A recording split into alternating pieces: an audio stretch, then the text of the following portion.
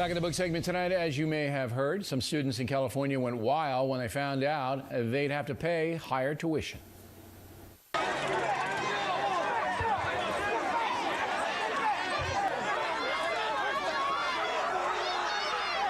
chalk represents everyone's struggles. That spray paint represents us, united.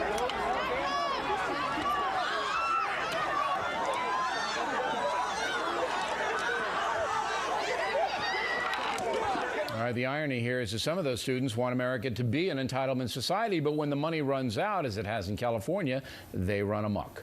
Joining us from Washington, Fox News political analyst Charles KHammer. So, Charles, how bad do you think the entitlement society in America is right now and is going to get? Well, judging from those young people who appear rather agitated that they are not having their college education subsidized enough, I say it's getting out of control. Because remember, who pays the taxes that supports their college education? 3/4 of Americans have no college degree. I think the answer to your question is a little bit complex. I think the majority of Americans don't want to give up the entitlements they already have, but I think the majority of Americans don't want to add on to it and to become like a European social democratic society. Now, why is that? Because the taxes then rise so high that individual achievement is robbed and that the American dream shrinks because you just don't have the cash to do it because you're giving the government the cash. Is that the reason? That is the reason, and what we had was a spontaneous uprising, if you like, a peaceful one, of course, in the U.S.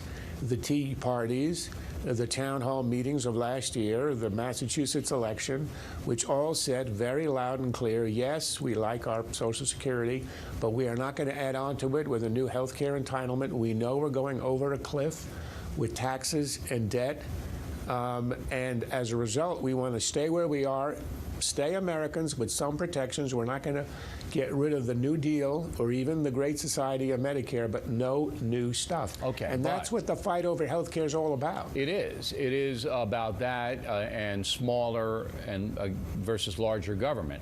However, the younger people that we saw out in California, they have a different view. When you look at the polling again about health care, the younger the American is, the more likely they are to support it. So that tells me that the new generation wants the government to be a nanny state.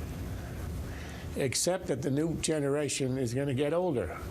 And they're going to have a family, they're going to have kids, they're going to have payments, they're going to have a mortgage, they're going to pay taxes. And they won't like the taxes. Those kids out there are not paying a lot of taxes.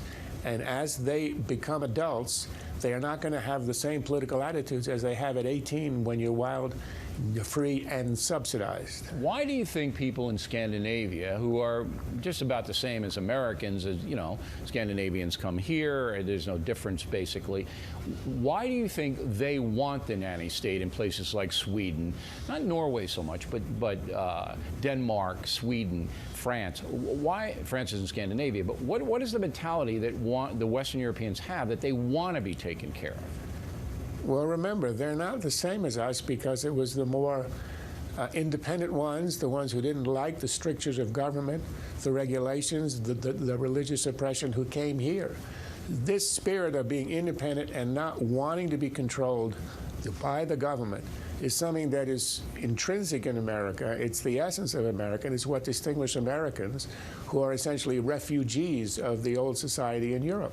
That's why it's always been harder to make Americans break to the yoke of government as happened in Europe. Look, once you get accustomed to the kind of entitlements that you have in Sweden, England, France, elsewhere, it doesn't get undone. And America is different. It's resisting the imposition of new yokes, and that's what's happening today. All right, Charles, thanks very much as always.